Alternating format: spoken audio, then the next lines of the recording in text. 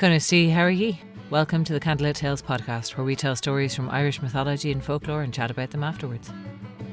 We are coming close to the end now of our series, the Táin Mosaic, where we take the story of the Táin from different perspectives and retell it in a way that we haven't done before. We are joining this story as the warriors of Ulster begin to awaken from their curse.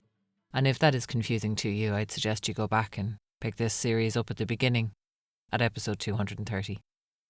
This podcast was brought to you by our supporters at Patreon. You can join them over at patreon.com/Candlelit Tales, or you can make a one-time donation using the PayPal button on our website. Like, share, comment, and above all, enjoy. And for now, sit back and we're going to tell you a story.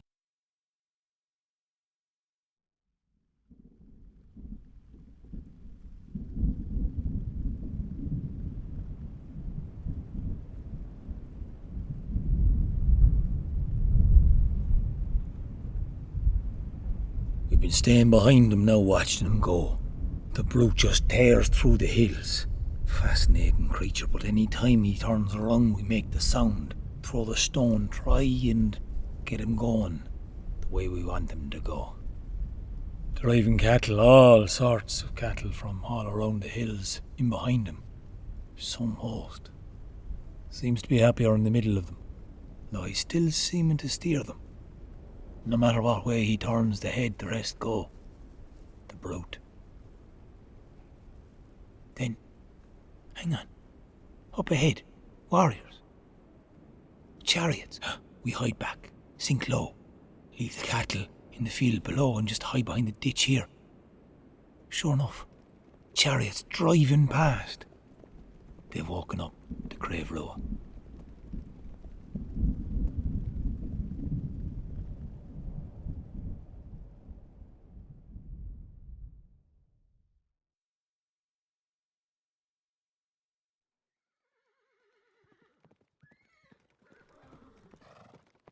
Hooves churning the frozen earth. A white horse on a white landscape. The grey of Macha races across Ulster.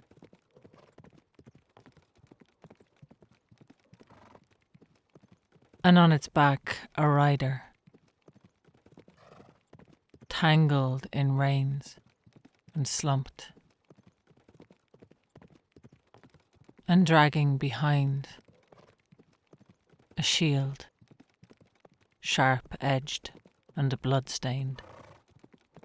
The shield of Cuchulainn, skidding and scraping across the frozen ground. And cupped in the shield, the rider's head, mouth open, eyes open, and the last words of Sulitim MacRoy still ringing out from that severed head, driven by his spirit from the other world to every corner of Ulster. An unearthly scream to awake. Muskel fear elu, muskel fear elu, muskel fear elu, agus eerie amak.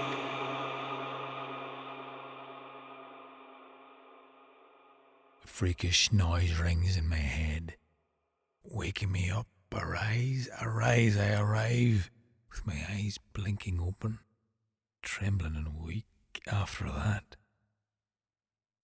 Disorientated. Look outside. Aye, a memory now flooding back. It is time to take up arms. Whatever shout from across the vale has woke me, it's risen me now, and I'm closer to the border than going all the way back down Macha with the rest of the Crave Rua. My son's son, Larry Buyuk, can see him getting up, dressing his horses and turning his face to go down Macha now. The army's closer than that. I might be old, I might be weak, but I'll give them a fright. In no time at all, I'm up on my chariot, the horses, hooves shattering against the ground, bearing down on these men. Didn't have time nor want nor need for armour, going in as the day I'd come into this world. And I'm bearing down on them, hands holding the lightest weapon I could hold, a slingshot. I can see them jeer, I can see them point, I can see them not afraid. And yet when I loose my slingshot, the stones go and they don't miss their target. 1, 2, 3, half a dozen, knocked down dead. Never them seeing Iliac coming at them. They might have laughed at me, but I'll give them my death.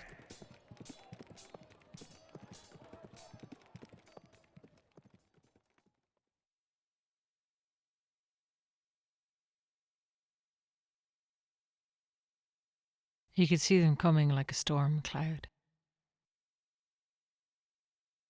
And he could hear the words of Macroth. A little irritating in the present circumstance. "Oh, that's not a cloud," the man was saying. "What looks like snow is really the foam from the horses' mouths.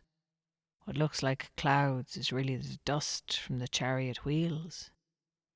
What look like sparks are really the angry eyes of the men of Martevna." It was typical of the man to put poetry into a moment like this,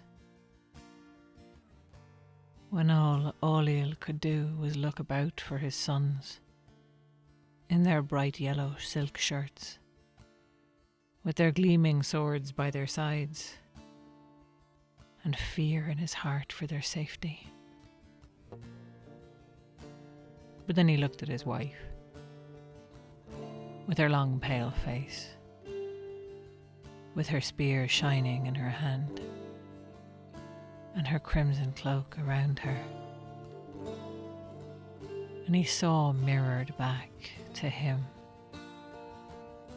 a little tilt, a little raise of the eyebrow, a little challenge.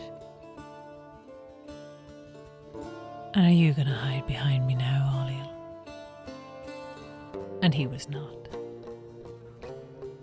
And fear was left behind with the rising of his blood into courage.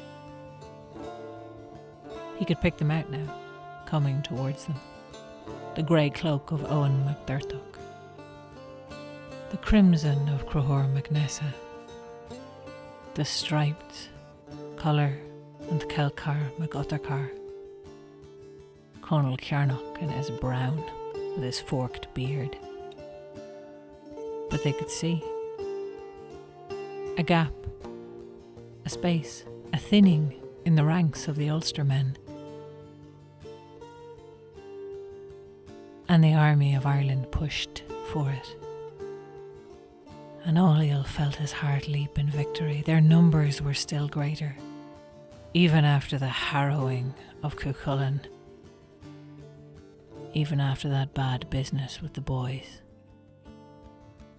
They still had the numbers, and the numbers would tell. And side by side with his brilliant wife, he found himself barely able to look up from the close fighting that he was engaged in. Warrior after warrior rearing up against him. His own dress and his own bearing marking him out as a target. He was as known to them as they were to him. And they came after him, those Ulster warriors, hoping to make a name by taking his head from his shoulders. And when he looked up, he could see what had looked like a weak point had been a trap, and now his army was fighting on two sides. As the warriors of Ulster had surrounded them, a pincer movement, pressing them in now. They were under pressure, but they still had the numbers. They still would tell, and he could see Fergus McRoy striding forward, bare sword in his hand, Ailill was man enough to give it back the night before. And he grinned, swift, before his attention was drawn away again, blocking a blow coming at his wife's side. Fergus had been making for Crahor. And once Crahor MacNessa fell, well, then they'd break, and it would be a clean-up job. He didn't see what happened, and he didn't see how it happened, but all of a sudden people were running past Ailill, and when he looked, Fergus was running. Fergus was running away from the King of Ulster, and Ailill had no choice but to turn lest he be swept up in a tide. He grabbed Maeve's arm, and the two of them together ran. And in between gasping breaths he said, "We have to stop. Orderly retreat. We'll be slaughtered." And she said, "Yes, but not here." And she said, "On. There's a ford." And they ran, side by side. A disaster. The army running couldn't fight. The Ulstermen behind them didn't have to defend themselves now. All they had to do was shoot, throw spears, catch up in chariots if they were quick enough. But they came to the ford, and he whirled in the water, not even needing to look at Maeve as she whirled beside him, and the two of them side by side. Sword to sword and shield to shield they stood, shoulder to shoulder. And as every one of their army streamed past, he or Maeve called out to them, "If you can fight, fight here. If you can't fight, limp on."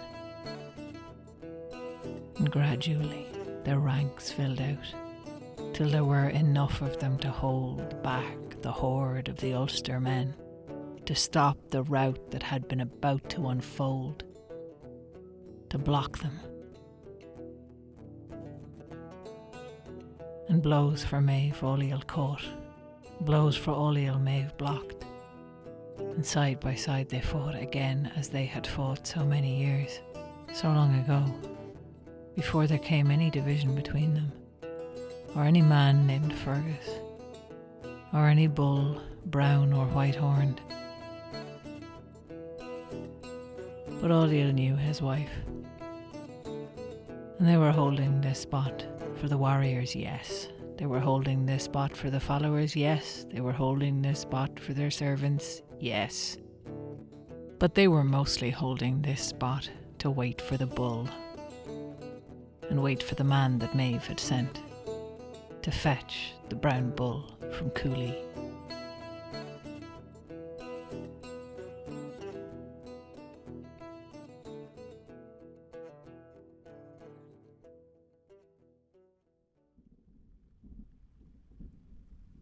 The lumbering brute was mothering now. It was moving, and it was hurling itself to noise the battle. Well, it was thunder on the horizon and felt like thunder, with the clapping of hooves and fighting and shouting steel. The death groans from an army of how many losing their lives, falling like stones thrown through the air. And now they're all running out ahead of us, and we drive, and the brown bull have been driving him for days on end. One goal in sight now, we can see it. They're forming above her with the red hair and the long face in her. God, I could kiss her if I could have ever kissed her before. She was holding the gateway now at a thigh, driving all the men through it, limping through covered in red, every single one of them. How few there are, bodies strewn across the fields, and the Ulstermen still bearing down on them. But we're motoring it. Something cold. Pain. We slow. Stop. Look. See.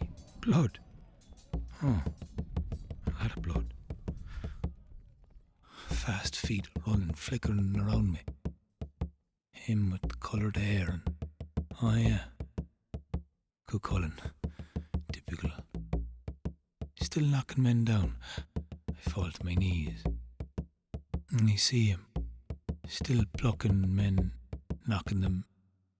Then he slow. Stop. The brown bull, I see him just getting through Queen May, turning her chariot and drive.